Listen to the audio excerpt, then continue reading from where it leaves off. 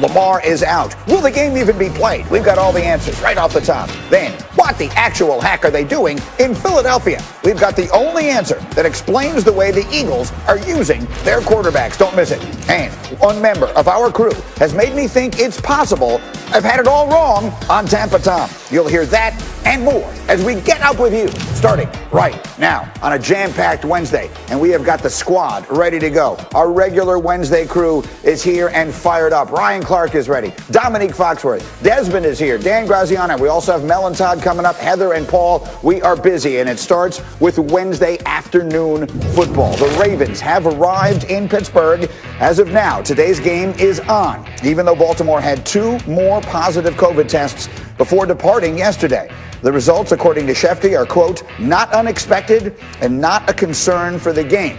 The source told that to our Adam Schefter. Here's a look at the Ravens players on the reserve COVID list. Multiple starters on both sides of the ball, with 16 players on the list entering the day. I should point out, the running backs, Mark Ingram and J.K. Dobbins, are eligible to return as soon as today, so they should be able to play. But it is not yet a total certainty that the game will be played. Dan Graziano, explain the latest. Yeah, total certainty is a pretty elusive concept in 2020, so we are still waiting to make sure. Look, at the beginning of the year, the NFL was not testing people on game days because they couldn't get the results back in time, but they've changed that policy over the last couple of months, and they now administer point-of-care rapid result tests on game days. So Pittsburgh will have them. The Ravens will have them before they leave their team hotel. And if there are a bunch of positives that come back off of that, it is still possible that they move this game back to another week or cancel it. I mean, there's a lot of different things that could still happen. So the hope, obviously, is that all those tests come back clean, that there's no reason for concern that the outbreak that the Ravens have been dealing with for the past week and a half continues to spread, and they are able to kick off this game in just under at this point, about 8 hours. So that's the hope. But yes, there is another round of testing that has to take place before this game can start today. All right, so stay close by, Dan. I want to bring the rest of the crew in here, and let's talk about this a little bit, because, look, we get a Wednesday afternoon NFL game, so if we're fans, that's obviously in some ways an exciting opportunity. I'll be home with nothing better to do than watch this, that's for sure. So, Ryan Clark, let me start with you. What is this game today for the Steelers? You're getting a Baltimore team. You've waited a week and a half to play it. You're getting a Ravens team without Lamar Jackson. You're a former Steeler. You're going on the field today. What are you thinking going in?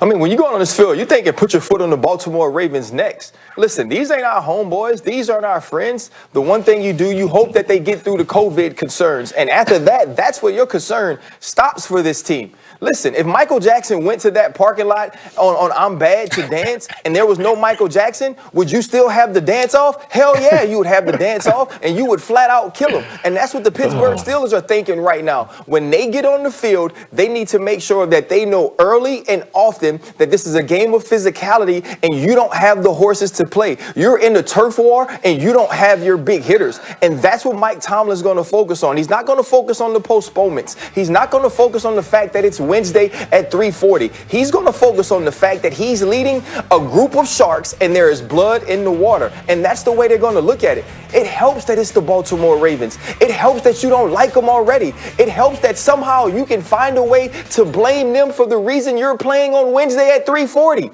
So you have a reason to be pissed off and you have somebody to take it out on. And that's what the Pittsburgh Steelers have to do from the very first whistle, because Baltimore already has a little doubt. Let's take every bit of doubt away by the way we hit them in the mouth on play one.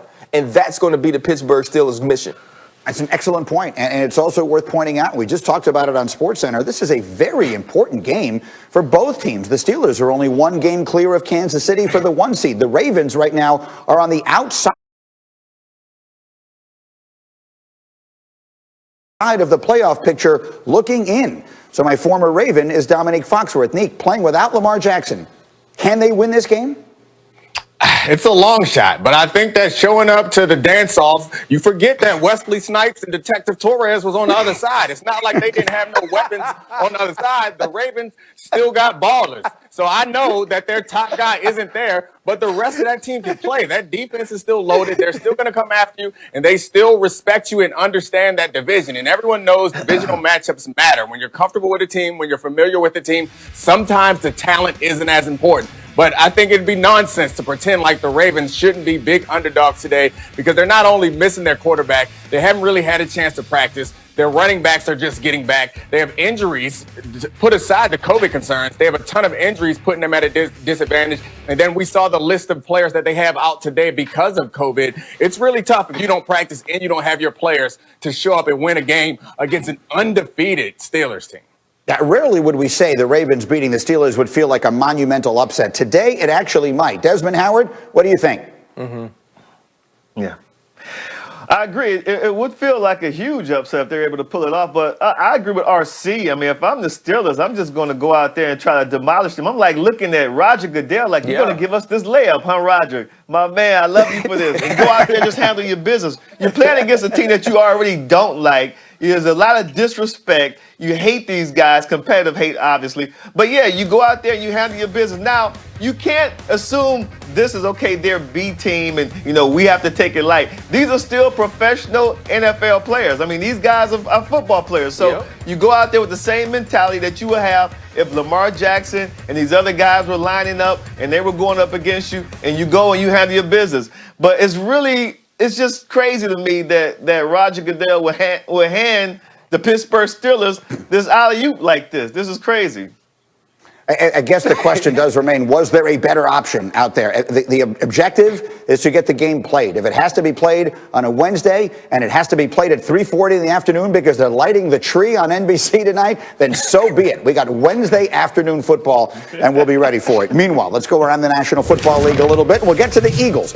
They have used 22 different offensive line combinations so far this year. That is the most in the NFL. That's part of the trouble they've had. They've given up 46 sacks, 8 more than any other team in the league. And under all of that pressure, their quarterback, Carson Wentz, is throwing the ball to receivers who aren't open.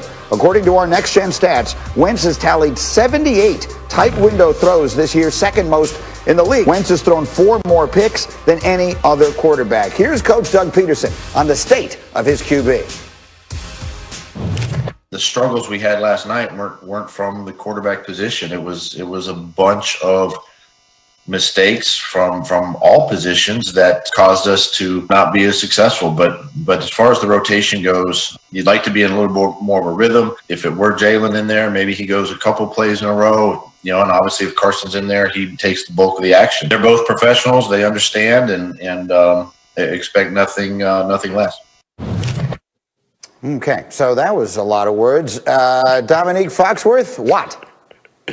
I don't know. It seems like he's gotten worse at doing press conferences. His press conference last week was kind of a shame, and this one makes even less sense. It feels like he's like a lawyer, like a defense attorney for a criminal who we all watched commit the crime, and he's trying to convince us that he didn't. We saw Carson Wentz throw that ball right to the defense. Like, we saw it. We saw him out there doing nonsense, so I agree. He didn't get a ton of help, but we watched him. I mean, the glove fits. We got to be honest with ourselves and say that Carson Wentz is not playing well. And the nonsense about we got to get a guy in a rhythm. You don't get a guy in a rhythm by throwing one player out there for one play. Like, to me, that feels like he doesn't want to play Jalen Hurts. But somebody higher up in the organization, and I'm not reporting this, obviously, it's just my speculation. It feels like someone higher in the organization than him said, play Jalen Hurts. And he was like, all right, I'm going to show them. I'm putting him out there for one play. See, I played him. Take that. Like, it doesn't seem like it's something that he really believes in and he wants to make happen.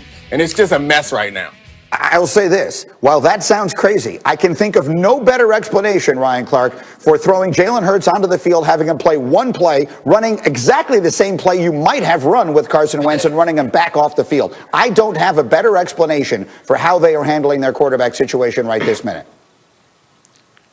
Listen, Dom seems dead on. He seems to have created a narrative that makes us believe it. He kind of reminds me of the late, great Johnny Cochran and what he's doing right now, because I never even thought of that. I never even thought of, like, you know what? Let me show you, executives. You wanted to get this guy. You think Carson should be out? I'm going to put him on the field. I'm going to do something that we could do with Carson anyway, and then I'm going to say Carson can do it better. But then when you get into the press conference and you start to fumble over your words, you kind of don't have a direction in what you're saying. It lets me know that you weren't prepared for this. There was only one other person in the world who loved Carson Wentz as much as Doug Peterson coming into this season, and that's Dan Orlovsky. And no matter what Carson Wentz has done, we haven't been able to convince Dan that he can't play. No matter what he's done, he hasn't been able to convince Doug Peterson that he can't play. So Doug Peterson is still believing that Carson Wentz is his guy, and I truly think he doesn't think Jalen Hurts is. And so now when you ask him this question, because he can look at the evidence, he's looking at the evidence, he's standing in front of the jury, and he knows my guy is wrong. But he's saying to himself, but they guy ain't right. And so now he's trying to figure out a way to talk around himself, to say that they're both professionals, to say a lot of words that mean nothing. He's doing his best Jerry Jones impression because he has no idea where to go with this.